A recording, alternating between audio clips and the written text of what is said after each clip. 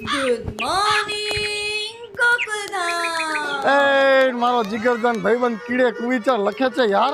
આ મારા ભાઈલાન જોઉં મારો દિવસ સુધરી જાય યાર. હાય હાય મારા જીગરજાન ભાઈબંધ જેઠિયા હાય હાય. શું કે કીડે?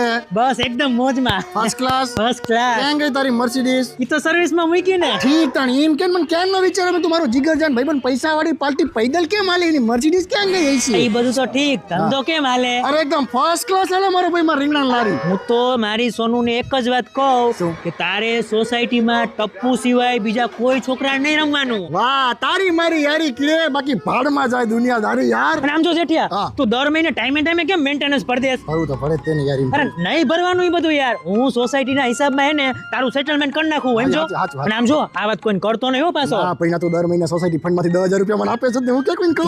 ધીમે બોલ હમણાં ઓલો કેતા સાહેબ આવતો હશે. એક નંબરનો ખોંચરો હે કહેતા તો. કુંવર જેવા કાન એના. મારું મગજ જાય ના. આવ્યો